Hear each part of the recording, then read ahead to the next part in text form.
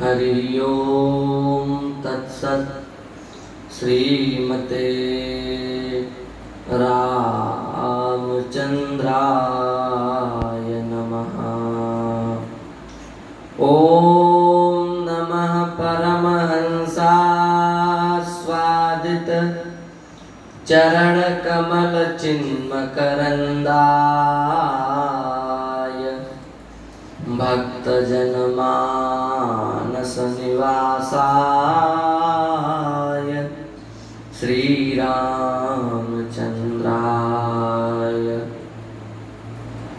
वागीशायस्य वदने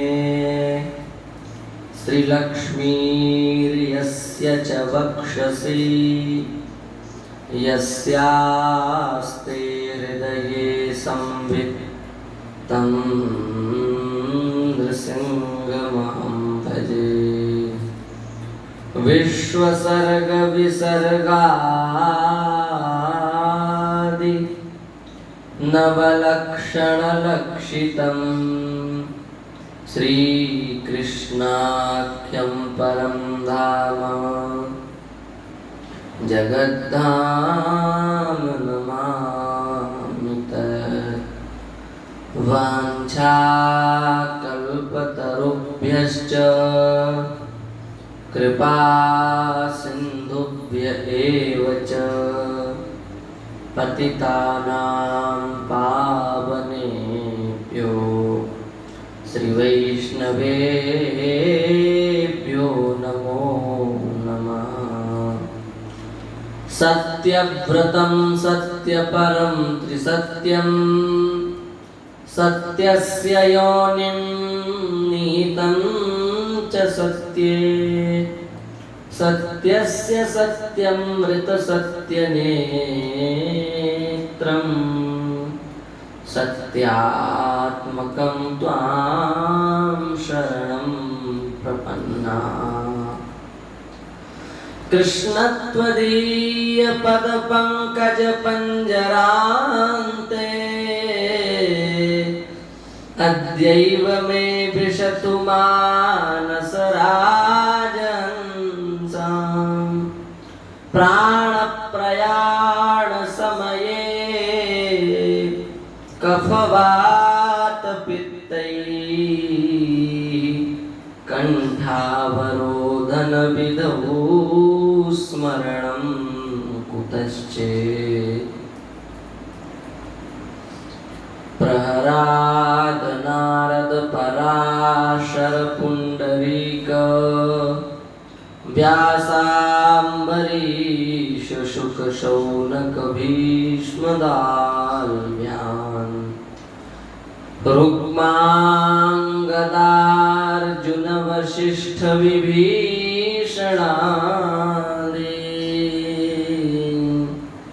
पुण्यानिमान् परम भागवतान्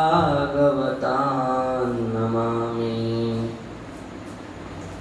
भक्त भक्ति भगवंत गुरु चतुर नाम वपु एक इनके पद वंदन किए नाशत विघ्न अनेक। संत सरल चित जगत हित जानि स्वभाव सनेह। बाल विनय सुनिकर कृपा रामचरण रति देव। जय जय श्री राधा रमण जय जय नवल किशोर जय गोपी चित चोर प्रभु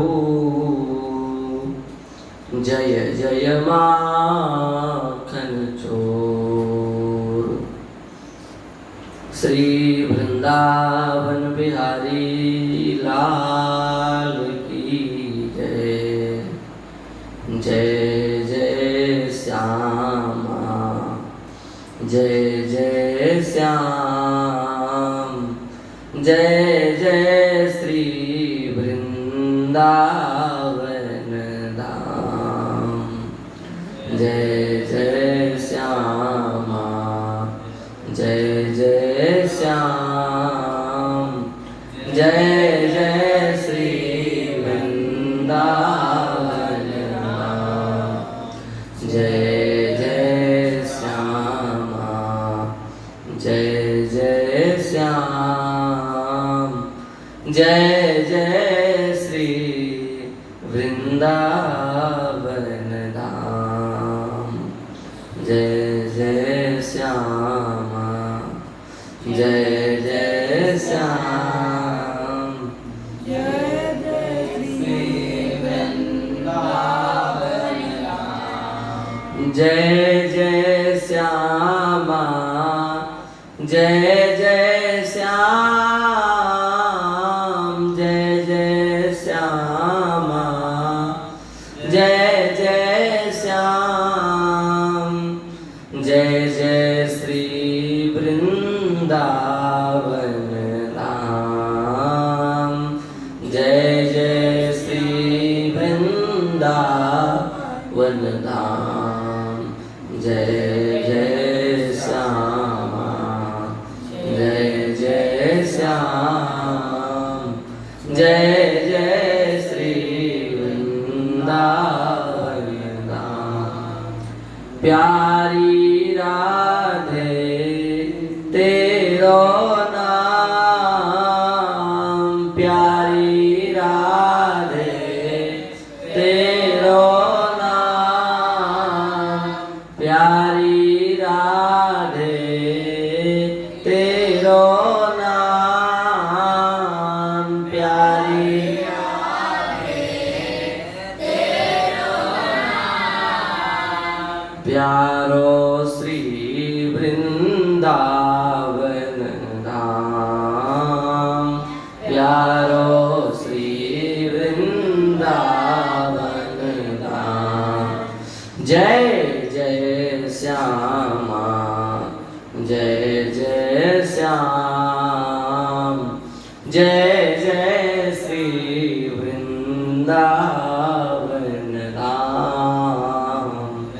जय जय श्यामा जय जय श्याम, जय जय श्री वृंदावन धाम। यह जोड़ी अविचल अविराम, यह जोड़ी अविचल अविराम, यह जोड़ी अविचल अविराम, यह जोड़ी अविचल अविराम। हृदय विराजो आठों याम, हृदय विराजो आठों याम। प्यारी हृदय विराजो आठों याम, हृदय विराजो आठों याम। हाँ जय जय श्यामा जय जय श्याम, जय जय श्री वृंदावन धाम। जय जय श्यामा जय जय श्याम, जय जय श्री वृंदावन धाम। हाँ जय जय श्यामा जय जय श्याम, जय जय श्री वृंदावन धाम। जय जय श्यामा जय जय श्याम, जय जय श्री वृंदावन धाम। श्री वृंदावन बिहारी लाल की, श्री राधा रानी की, श्री यमुना रसरानी की, श्री गोवर्धन महाराज की, 84 कोस ब्रजमंडल धाम की, कृष्ण कन्हैया लाल की, श्री बलदेव जी महाराज की, देवकी मैया की, यशोदा मैया की, समस्त ब्रजवासी की जय जय श्री राधे, जय जय श्री राधे, जय जय श्री राधे श्याम। निखिल हे प्रत्यनीक भक्तवांछा कल्पतरु, भक्तवत्सल शरणागत वत्सल, दीनबंधु दया सिंधु, कृपा सिंधु नंद नंदन श्याम सुंदर की महती कृपा करुणा से हम सभी लोग मानव जीवन का सर्वोत्कृष्ट फल सत्संग श्रीमद् भागवत की दिव्य कथा के माध्यम से श्रवण कर रहे हैं। भगवान का आज जन्मोत्सव है। भगवान का जन्म नहीं होता, भगवान का अवतार होता है। संसार के जितने भी प्राणी हैं, कीट पक्षी पशु पतंग मनुष्य कोई भी हो, सब जन्म लेते हैं, उत्पन्न होते हैं, च्युत होते हैं, पर भगवान न तो उत्पन्न होते हैं, न जन्म लेते हैं और न ही च्युत होते हैं। इसलिए भगवान का नाम है अच्युताय नमः। अच्युत भगवान का नाम पड़ गया। क्यों? क्योंकि भगवान कभी च्युत होने वाले नहीं हैं। ऐसे दिव्य भगवान हैं। देखो, भगवान संसार में जन्म लेकर के आते हैं, अवतार लेकर के आते हैं। इसका तात्पर्य यह नहीं है कि भगवान का पंच तत्वों से बना हुआ शरीर है। हम सभी लोगों के जो शरीर हैं वो 5 तत्वों से मिलकर के बने हैं। क्षितिजल पावक गगन समीरा, आकाश से, पृथ्वी से, वायु से, अग्नि से और जल से। इन 5 तत्वों से मिलकर के हमारा शरीर बना है। पर भगवान का शरीर ऐसा नहीं है। गीता जी में लिखा है जन्म कर्म च मे दिव्यम। भगवान का जन्म भी दिव्य है, भगवान के कर्म भी दिव्य हैं। संसार के प्राणियों के जैसा न तो भगवान का जन्म होता है और संसार के प्राणियों के जैसा न भगवान का कर्म होता है। भगवान के जन्म, भगवान के कर्म अत्यंत विलक्षण होते हैं। हम सब लोगों का शरीर 5 तत्वों से बना है। भगवान का शरीर 5 तत्वों से निर्मित नहीं है। भले ही वह इस धराधाम पर अवतार लेकर के आते हैं, पर उससे यह नहीं कहा जा सकता कि भगवान का शरीर क्षितिजल पावक गगन समीरा से युक्त है। ऐसा नहीं है। भगवान का शरीर तो दिव्य है। भगवान लीला करने के लिए, केवल लीला का विस्तार करने के लिए 16 वर्ष की आयु तक बढ़ते हैं और 16 वर्ष की आयु के बाद में फिर भगवान नहीं बढ़ते। कितनी भी भगवान की आयु हो जाए पर भगवान 16 वर्ष के ही रहते हैं। 16 साल तक तो बढ़ना पड़ेगा ना, नहीं तो लीलाएं कैसे होगी, ब्याह कैसे होगा, छोटे से रह जाएंगे तो इस सब के लिए भगवान को 16 साल तक अपनी आयु दिखानी पड़ती है। 16 वर्ष की जो 16 वर्ष के बालक हैं उनकी जो आयु होती है वही भगवान की आयु, उतने ही भगवान की आयु। अब भले ही भगवान 1000 साल जिए, 10,000 साल जिए, 100 साल जिए, लाख साल जिए, पर 16 वर्ष के ऊपर की आयु ठाकुर जी की नहीं होती। वे नित्य नवीन ही बने रहते हैं। तो भगवान का अवतार सामान्य नहीं है। हम लोगों के जैसा भगवान का जन्म नहीं होता। भगवान का अवतार अत्यंत दिव्य है। अब देखो, एक बात है, वह बात ये है कि भगवान का अवतार क्यों होता है। आपसे यदि कोई प्रश्न करे कि भगवान के अवतार का क्या प्रयोजन है, भगवान क्यों इस धरती पर आते हैं, तो इसका उत्तर देने की आवश्यकता हमें नहीं है। इसका उत्तर भगवान ने श्रीमद् भगवत गीता में अर्जुन को स्वयं दे दिया। भगवान अवतार क्यों लेते हैं? भगवान कह रहे हैं कि देखो अर्जुन, मेरा अवतार क्यों होता है उसका प्रयोजन सुनो। क्या है? बोले यदा यदा हि धर्मस्य ग्लानिर्भवति भारत अभ्युत्थानमधर्मस्य तदात्मानं सृजाम्यहम् परित्राणाय साधूनां विनाशाय च दुष्कृतां धर्म संस्थापनार्थाय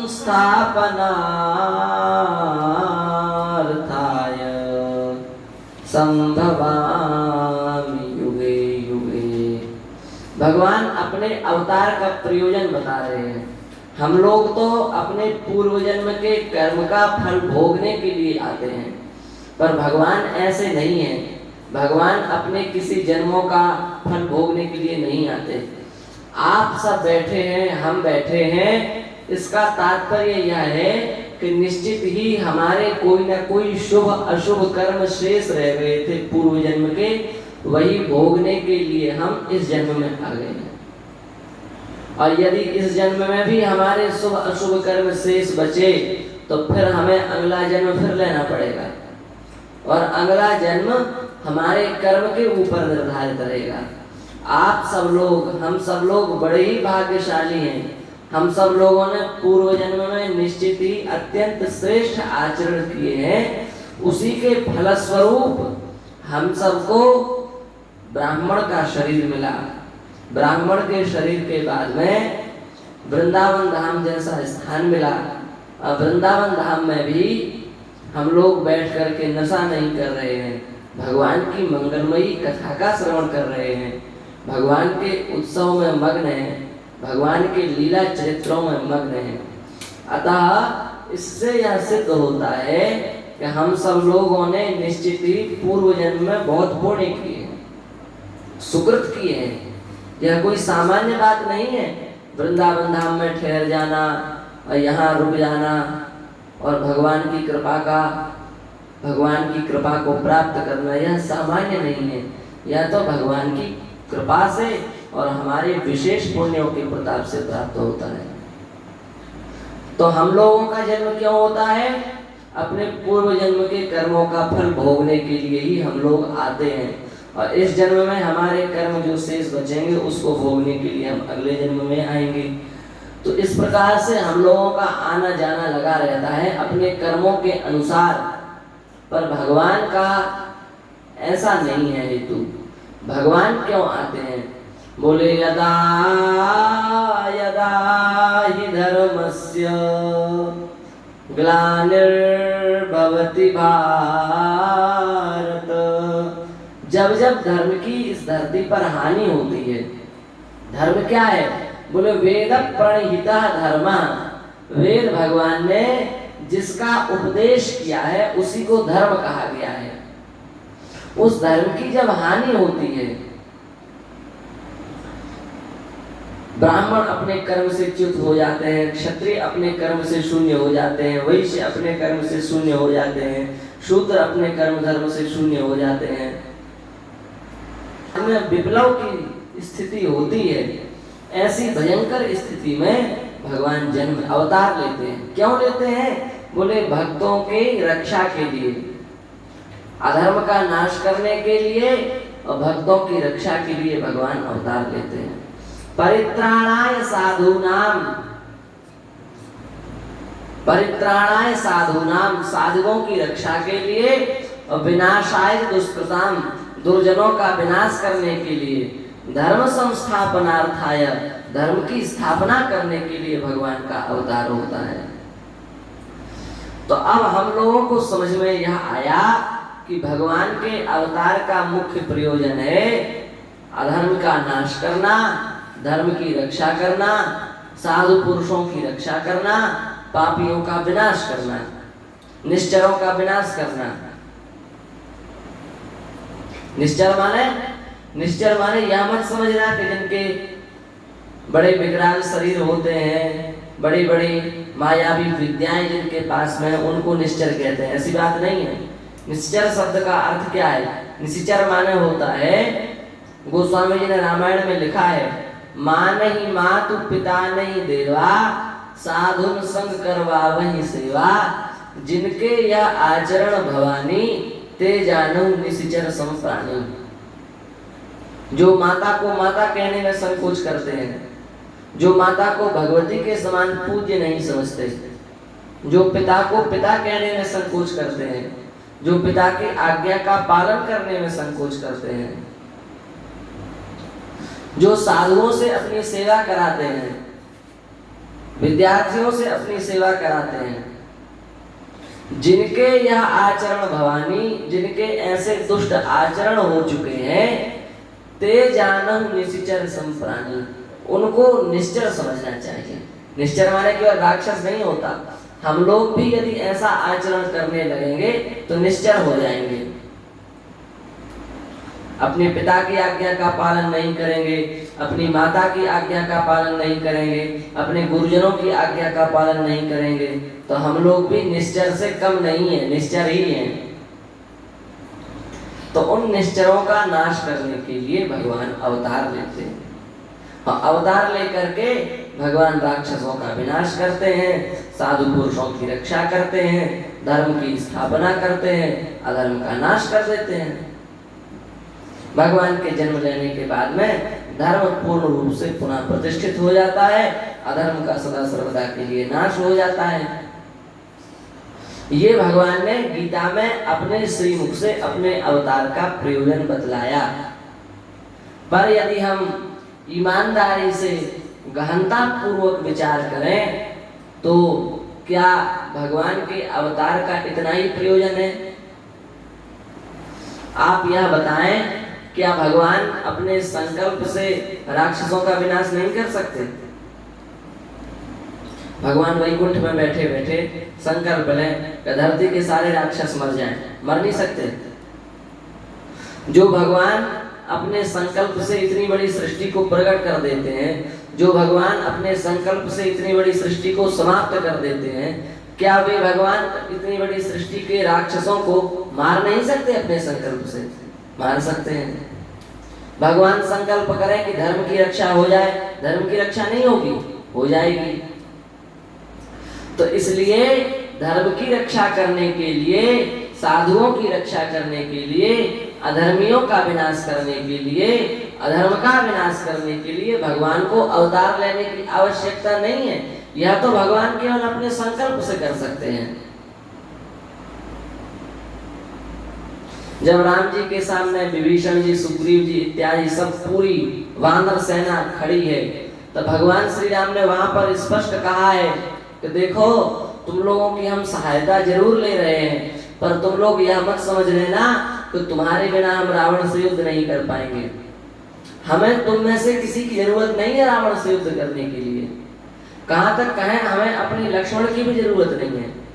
लक्ष्मण को तो छोड़ो, हमें धनुष बाण की भी जरूरत नहीं है। धनुष बाण भी हमारे तुम दूर रख दोगे तब भी हम रावण को मार देंगे। तो बोले कोई आप शक्ति चलाओगे? नहीं, शक्ति भी नहीं चलाएंगे। तो कैसे इतनी बड़ी सेना का नाश कर दोगे?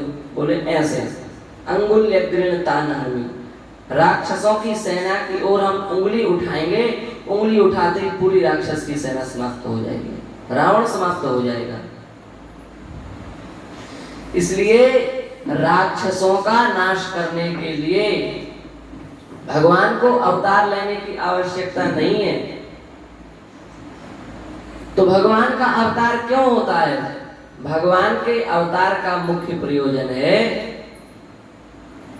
तो देखो, भगवान तो राक्षसों का नाश केवल अपने संकल्प से कर सकते हैं, धर्म की रक्षा अपने संकल्प से कर सकते हैं। यह सब काम भगवान अपने संकल्प से ही कर सकते हैं। इसके लिए उन्हें अवतार लेने की आवश्यकता नहीं है। तो प्रश्न उठा कि भगवान अवतार क्यों लेते हैं? क्योंकि राक्षसों का नाश तो भगवान अपने संकल्प से कर देंगे। धर्म की स्थापना भी भगवान संकल्प से कर देंगे, अधर्म का नाश भी भगवान अपने संकल्प से कर देंगे। तो फिर जन्म लेने की, अवतार लेने की क्या आवश्यकता है भगवान को? ये प्रश्न है कि नहीं? इस प्रश्न का उत्तर यह है कि भगवान का अवतार केवल इतने के लिए नहीं होता, इसके लिए तो होता ही है, पर इसके अतिरिक्त भी भगवान के अवतार का प्रयोजन है। क्या प्रयोजन है? बोले संसारी जीव संसार के विषय सुख का अनुभव करके, विषय सुख के रस का स्वाद लेकर के अपनी इंद्रियों को तृप्त कर सकता है। ध्यान देकर के सुनोगे तो बात समझ में आ जाएगी, नहीं तो नहीं आएगी। संसार के विषय क्या है? संसार का विषय है, जीवा का विषय क्या है? जीव। जीव का विषय है रस चखना। जीव से कहोगे तुम सूंघो, सूंघ सकती है जीव? नहीं, उसका विषय है रस चखना। वो स्वाद बतला देगी, क्या खट्टा है, क्या मीठा है, क्या चटपटा है। तो जिह्वा का विषय है रस का स्वाद। ऐसे ही कानों से कहो कि तुम बोलो, तो कान बोल सकते हैं? नहीं, कानों का विषय है शब्दों को सुनना, बस। नेत्रों से कहो कि तुम सुनो, कानों में उंगली लगा लो, और आंखों से कहो सुनो, आंखें सुन पाएंगी? नहीं, आंखों का विषय है संसार के रूप को देखना। क्या काला है, क्या सफेद है, कौन लंबा है, कौन छोटा है, कौन गोरा है, कौन काला है, कौन सुंदर है, कौन कुरूप है। तो संसार के जितने भी, हमारी सबकी जितनी भी इंद्रियां हैं ना, वे संसार के विषय सुख से तृप्त हो सकती हैं। आपकी जिह्वा कहे कि हमको तो कुछ मीठा खाना है, तो आप दुकान पर जाएंगे, मिठाई खरीद करके खा लेंगे, आपकी जिह्वा तृप्त हो जाएगी। हो जाएगी कि नहीं हो जाएगी? आपके कानों ने इच्छा की कि हमको कुछ सुनना है, तो गांव में 10 लोगों के बीच में जाकर के बैठ गए, किसी ने कुछ सुनाया, किसी ने कुछ सुनाया, किसी ने कुछ सुनाया, ले बातें भी हमारी हो गई, बातों को भी हमने श्रवण कर लिया। हमारी इच्छा हुई कि हमें कुछ देखना है, तो ले निकल पड़े, बगीचों को देखा, नदी को देखा, सुंदर सुंदर झरनों को देखा। देखने के लिए बहुत चीजें हैं, बहुत कुछ देख सकते हैं।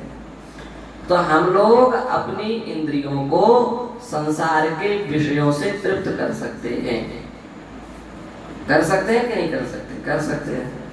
पर भगवान के जो निष्किंचन भक्त होते हैं, अकिंचन भक्त होते हैं, निष्काम भक्त होते हैं, वे संसार के किसी भी विषय को अपनी इंद्रियों के माध्यम से अपने हृदय में स्थापित नहीं करते।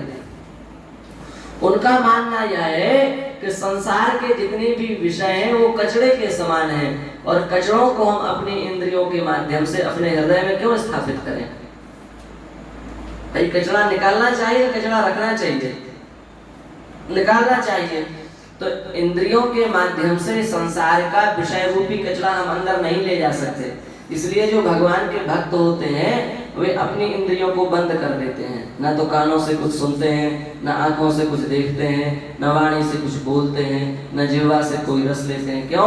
क्योंकि संसार के विषयों में उन्हें रस की प्रतीति नहीं होती, इसलिए वे संसार के विषयों का स्वाद ही नहीं लेते, कचड़े के समान उसका त्याग कर देते हैं। तो अब यहाँ एक प्रश्न रहा कि फिर उनकी इंद्रियों का सार्थकत्व कहाँ हुआ? प्रश्न है कि नहीं? हमारी तो आंखें हैं, तो हम इधर उधर की सब चीजें देख करके अपने नेत्रों को तृप्त कर लेते हैं, पर भगवान के भक्त तो ये सब चीजें कुछ देखते नहीं हैं, तो उनके नेत्र बेकार हो गए कि नहीं हो गए? इससे अच्छा ना ही होते, वो देखते ही नहीं, इससे अच्छा ना होते। उसी प्रकार से हम लोगों को कान दिए हैं भगवान ने, तो संसार भर की बातें सुनकर के अपने कानों को तृप्त कर लेते हैं, पर भगवान के भक्त कुछ सुनते भी नहीं है, तो उनके कान बेकार हो गए कि नहीं? उनके कानों का क्या मतलब हुआ? ऐसे ही हम अपनी जिह्वा हमारी है, तो हम सुंदर सुंदर पदार्थ का भक्षण करके, सुंदर सुंदर स्वादिष्ट व्यंजनों को खा करके, रसगुल्ला, जलेबी, पकौड़ी, कचौड़ी, लच्छेदार जलेबी खा करके अपनी जिह्वा को तृप्त कर लेते हैं। कर लेते हैं कि नहीं? तो हमारी जिह्वा सुंदर सुंदर व्यंजनों के द्वारा तृप्त हो जाती है, पर भगवान के भक्त तो इन व्यंजनों का भी परित्याग कर देते हैं, तो उनकी जीवा किस काम की। कहने का मतलब यह है कि इस दृष्टिकोण से देखा जाए तो हमारी इंद्रियां सार्थक हो गई और भगवान के भक्तों की इंद्रियां बेकार हो गई, उसका कोई मतलब नहीं है। तो भगवान ने विचार किया कि हमारे भक्तों की जो इंद्रियां हैं वे भी सार्थक हो जाएं, इस हेतु से भगवान अवतार धारण करते हैं। जब भगवान अवतार लेकर के इस मृत्यु लोक में अनेक प्रकार की मधुराति मधुर रसमयी लीलाएं करते हैं, तो उन लीलाओं को देख करके भगवान के भक्त अपने नेत्रों को तृप्त करते हैं। उन लीलाओं को सुन करके भगवान के भक्त अपने कर्णों को तृप्त करते हैं। उन लीलाओं को कह करके भगवान के भक्त अपनी जिह्वा को पवित्र करते हैं, जिह्वा को सार्थक करते हैं। इसलिए भगवान के अवतार का मुख्य प्रयोजन धर्म की स्थापना, राक्षसों का वध ये नहीं है, ये तो भगवान संकल्प से भी कर सकते हैं। भगवान के अवतार का मुख्य प्रयोजन है अपने भक्तों के इंद्रियों को सार्थकत्व देना, अपने भक्तों के इंद्रियों को तृप्त करना, अपने भक्तों के इंद्रियों को रस प्रदान करना, अपने भक्तों को प्रेम प्रदान करना, आनंद प्रदान करना। बस इसे भगत हेतु लीला तरुगहनी, भगवान अपने भक्तों की मन का चिंतन भगवान का वो कर सके, इसके लिए ही भगवान अवतार लेते हैं। यही भगवान के अवतार का मुख्य प्रयोजन है। तो भगवान के कितने अवतार हैं? भगवान के अभी तक अद्यावधि 24 अवतार हैं, जिनका वर्णन श्री नाभादास गोस्वामी जी ने अपने छप्पय में किया है। वे 24 अवतार कौन है उनका हम स्मरण कर लेते हैं। क्यों? क्योंकि दुख ग्रामान विमुच्यते, उनका स्मरण करने मात्र से समस्त दुखों से निवृत्ति मिल जाती है। तो वे 26 कौन से हैं, वे 24 अवतार कौन से हैं? बड़ा सुंदर छप्पय है।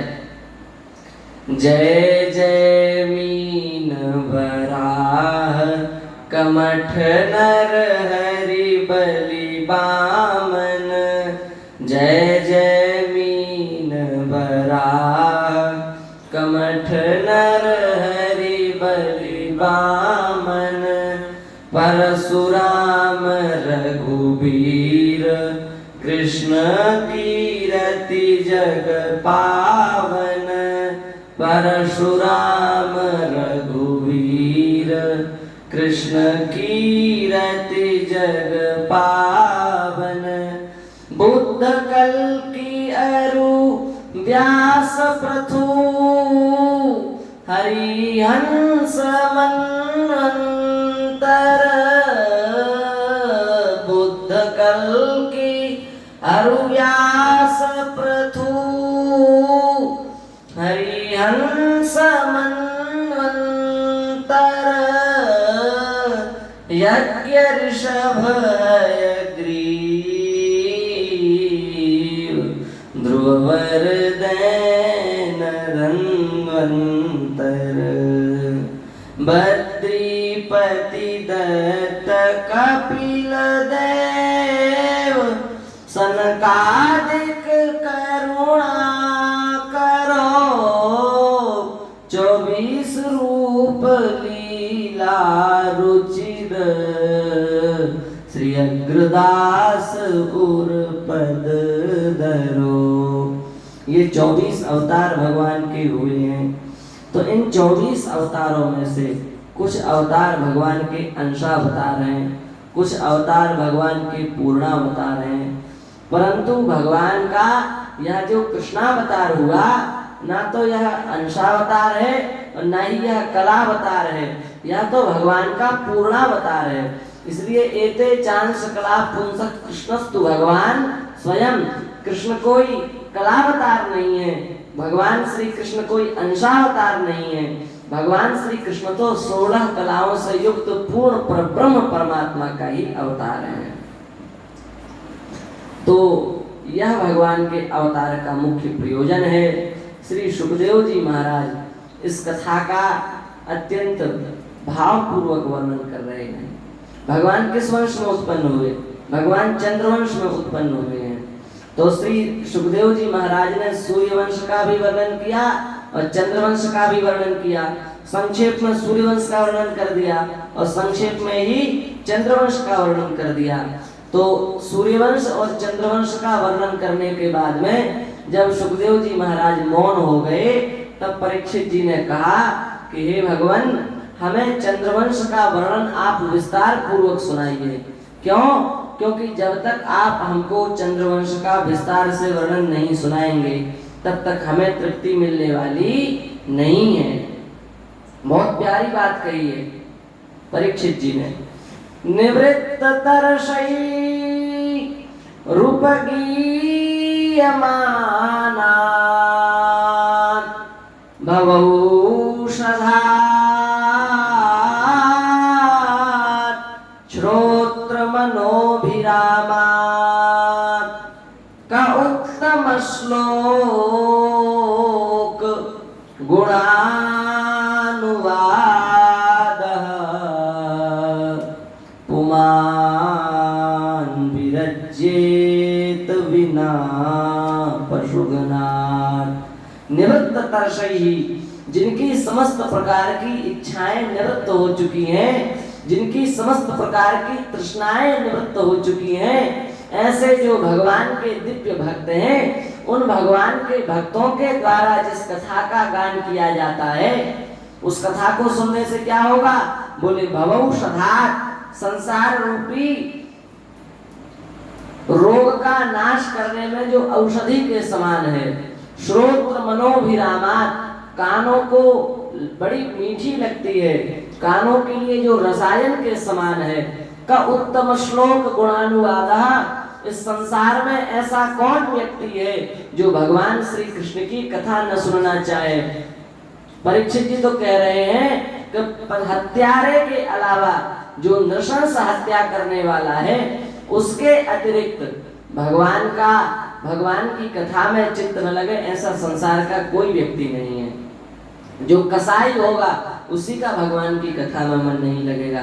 बाकी संसार के समस्त प्रकार के जीवों का भगवान की कथा में मन लगता है, उन्हें स्वाद आता है, उन्हें रस की अनुभूति होती है।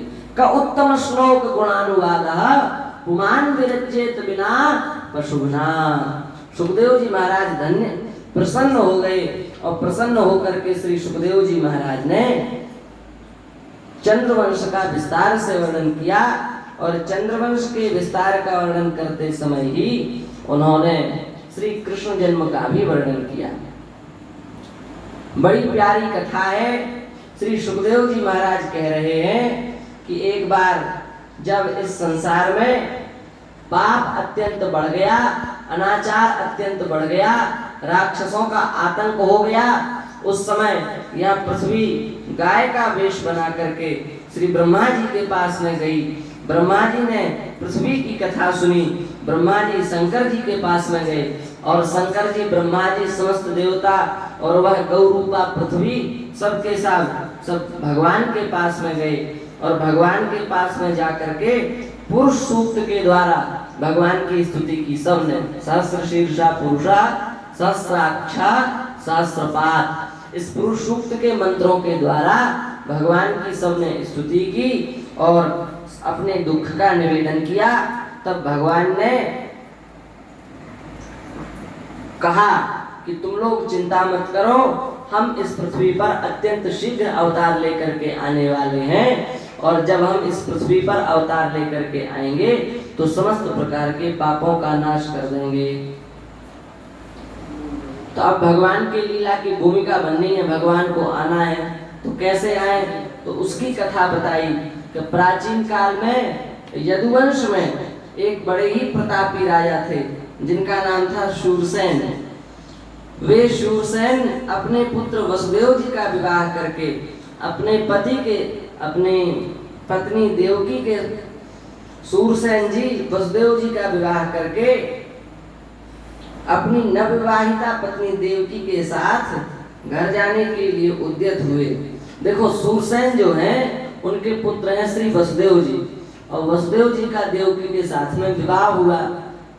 देवकी के साथ में जब श्री वसुदेव जी का विवाह हो गया तो देवकी और वसुदेव जी अपने राज्य को जाने लगे।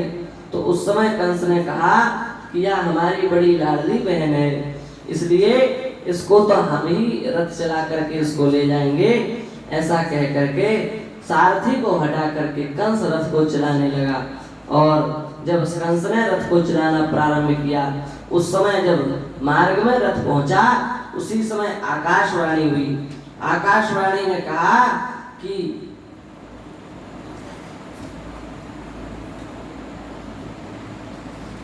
जिस बहन को तुम इतना प्रेम कर रहे हो, जिस बहन के रथ के तुम स्वयं सारथी बने हुए हो, उसी देवकी के गर्भ से जो अष्टम संतान होगी वह तुम्हारा नाश करेगी।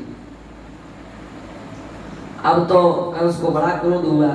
यह आकाशवाणी भी इसलिए हुई थी कि यदि आकाशवाणी न होती तो कंस देवकी को बंदी बनाता नहीं बनाता, और कंस देवकी को यदि बंदी नहीं बनाता तो फिर भगवान अवतार लेते नहीं लेते। माने कंस देवकी को यदि बंदी नहीं बनाता तो फिर ये बैर होता नहीं होता, फिर भगवान कंस को मारते नहीं मारते। तो ये लीला का उपक्रम करने के लिए ही आकाशवाणी हुई। और जब आकाशवाणी ने खुले शब्दों में कहा कि इसके गर्भ से जो अष्टम संतान होगी वो तुम्हारा नाश करेगी, वह तुम्हारा काल होगी। अब तो कंस ने देवकी को मारने के लिए तलवार निकाल ली।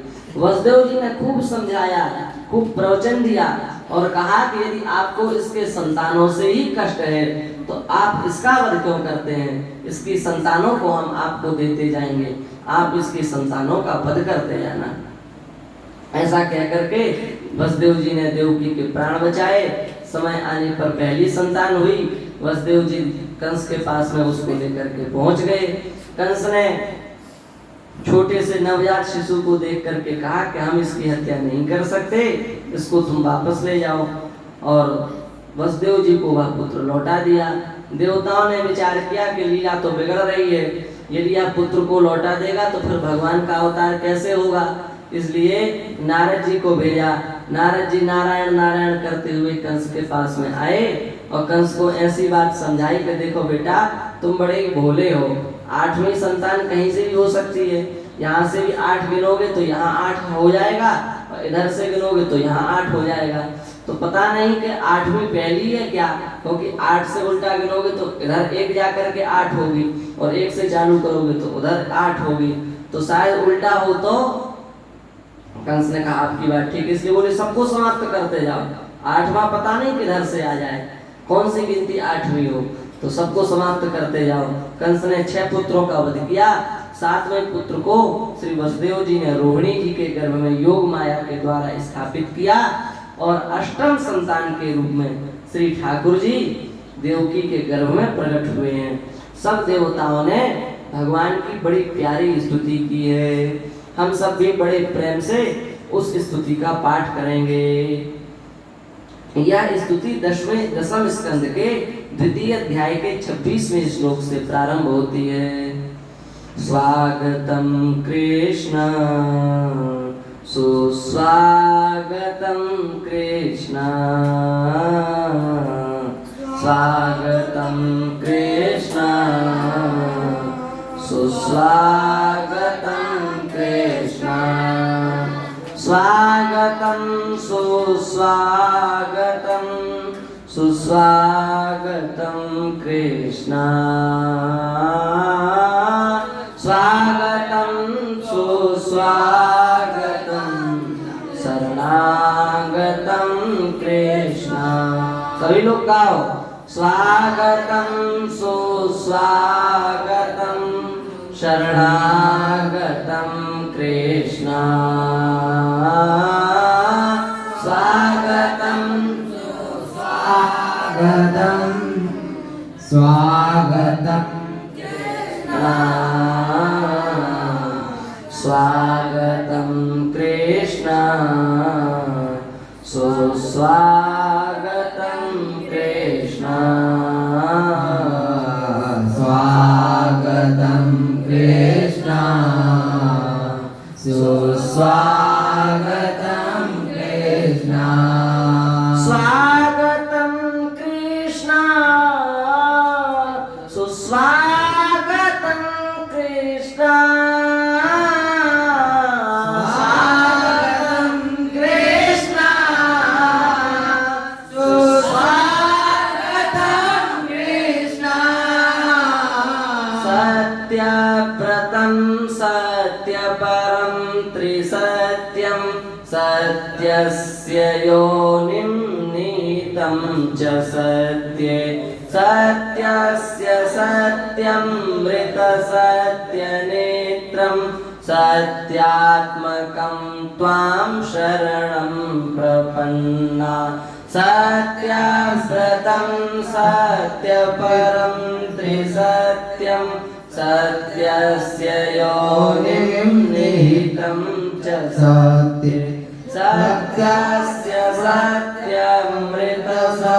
सत्यमृतसत्यनेत्रं सत्यात्मकं त्वां शरणं प्रपन्ना एकायनोऽसौ द्विफलस्त्रिमूलश्चतुरसः पञ्चविधा षडात्मा एकायनोऽसौ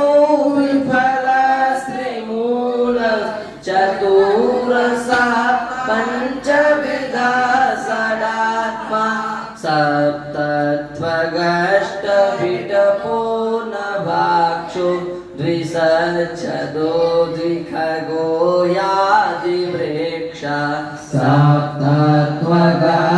सप्तत्वगष्टविटपो नवाक्षो द्विसच्छदो द्विखगो यादिवृक्षा त्वमेक एवास्य सतः प्रसूतिस्त्वं सन्निधानं सदत्वमनुग्रहश्च त्वमेक एवास्य सतः प्रसूतिस्त्वं सन्निधानं सदनुग्रहश्च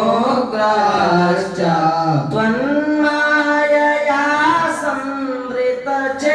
संवृतचेतसत्वं पश्यन्ति नानान विपश्चितो ये त्वन्मायया संवृतचेतसत्वं पश्यन्ति नानान विपश्चितो ये बिभर्षिरूपाण्यवबोध आत्मा क्षेमाय लोकस्य चराचरस्य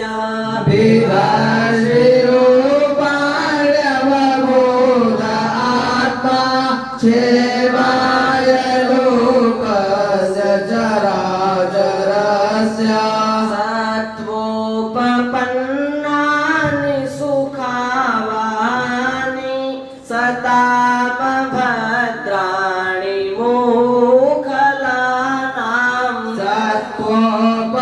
सत्त्वोपपन्नानि सुखावहानि सतामभद्राणि मोखलानां त्वय्यम्बुजाक्षाखिल सत्त्वधाम्नि समाधिना वेशितचेतसैके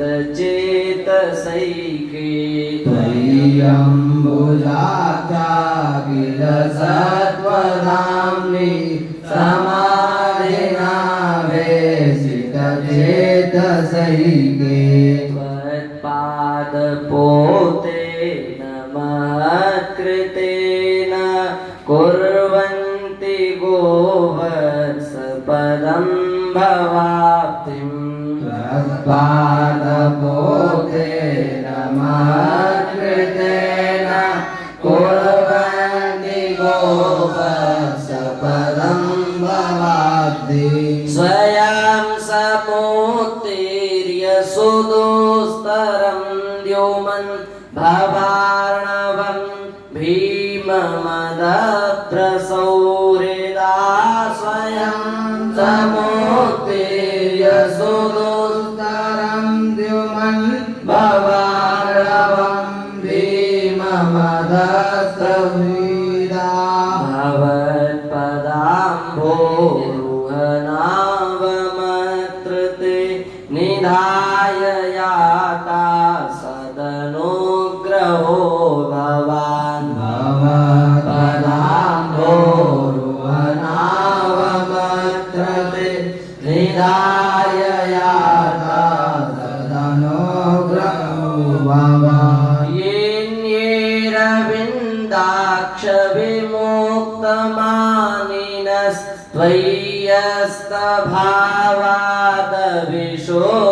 त्वय्यस्तभावादविशुद्धबुद्धया ये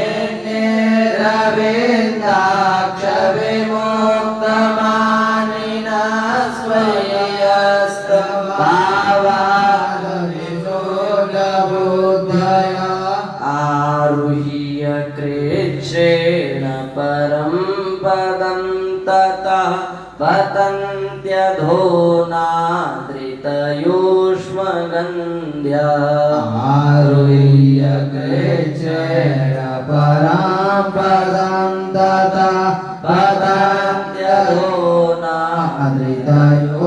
पतन्त्यधोनादृतयूष्मगन्ध्या तथा न ते माधव तावका क्वचित् भ्रेष्यन्ति मार्गात् त्वयि बद्धसौहृदा तथा न ते माधव तावका क्वचित् भ्रश्यन्ति मार्गात् त्वयि बद्धसौहृदा मायाभिगुप्ता विचरन्ति निर्भया विनायकानि कपमूर्धसु प्रभो मायाभिगुप्ता विचरन्ति निर्भया विनायकानि कपमूर्धसु प्रभो सत्त्वं विशुद्धं श्रयते भवान् स्थितो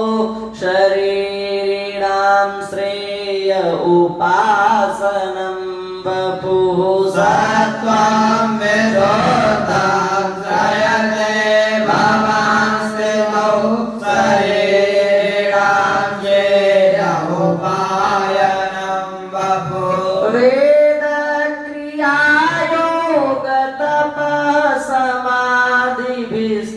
वेदक्रियायोगतपसमाधिभिस्तवार्हणं येन जनः समीहते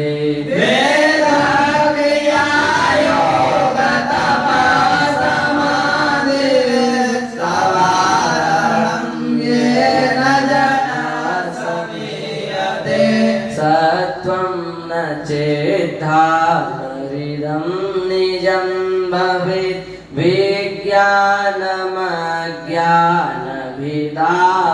विज्ञानमज्ञानभिदापमार्जनम् सत्त्वं न चेत्तातरिदं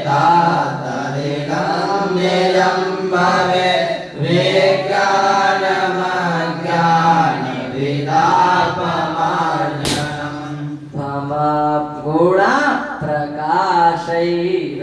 गुणाप्रकाशैरनुमीयते भवान् प्रकाशते यस्य च येन वा गुणा प्रकाशैरनुमीयते भवान् प्रकाशते यस्य च येन वा गुणा न नामरूपे गुणजन्म कर्मभिर्निरूपितव्येतव तस्य साक्षिणा न नामरूपे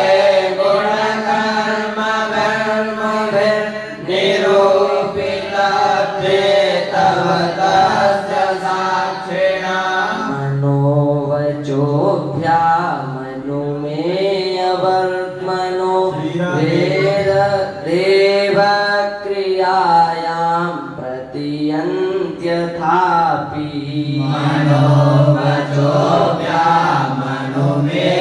मनोवचोभ्यामनुमेयवर्त्मनो देवक्रियायां प्रतियन्त्यथापि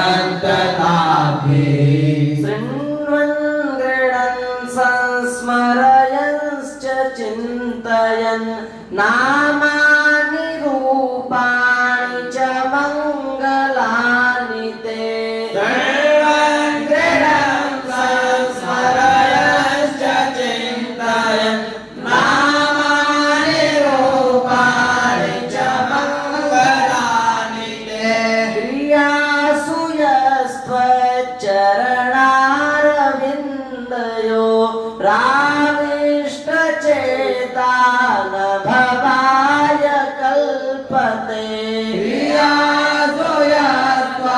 चरणारविन्दयो राविष्टचेता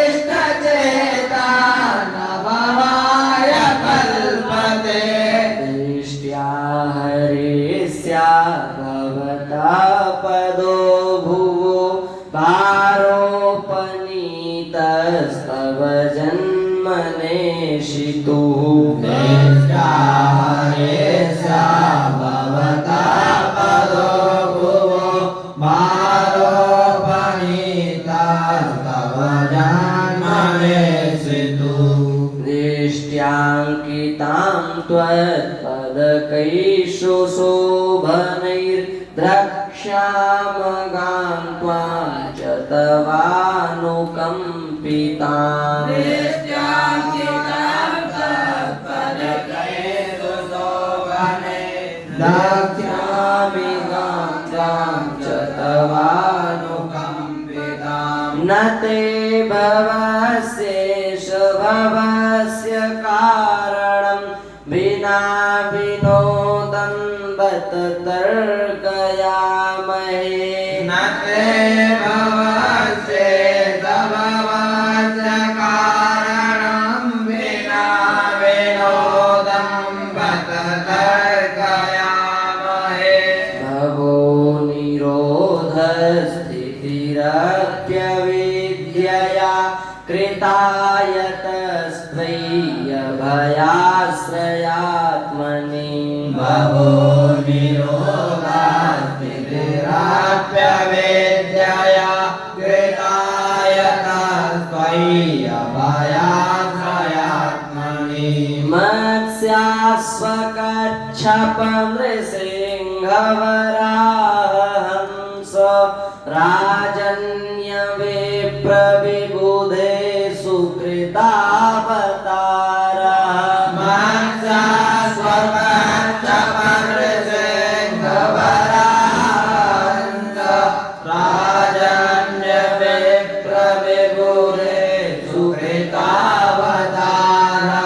त्वं पासिनस्त्रिभुवनं च यथाधुनेश भारं भुवो हरयदुत्तमवन्दनं ते त्वं पासिनास्त्रिभुवनं जयता गुणेश भारं भुवो हरयदुत्तमवन्दनं ते देष्ट्याम्बते कोक्षिगतः परं पुमानं शेन साक्षात् भगवान् गृहीतः श्रीरामपदे कोचिगता परमपुमानन्देन साक्षात् भगवान् भवाय नमः। मा भूद्भयं भोजपतेर्मुमूर्षोर्गोप्ताय दूनां भविता तवात्मज भूद्भयं भोजपतेर्मुमूर्षोर्गोप्ताय दूनां भविता तवात्मजा। बोलिए श्री कृष्णचंद्र भगवान की जय। इस प्रकार से देवताओं ने भगवान की बड़ी सुंदर स्तुति की और स्तुति करके सभी देवता अपने अपने धाम को चले गए और अत्यंत पवित्र समय आया। अथ सर्वगुणोपेत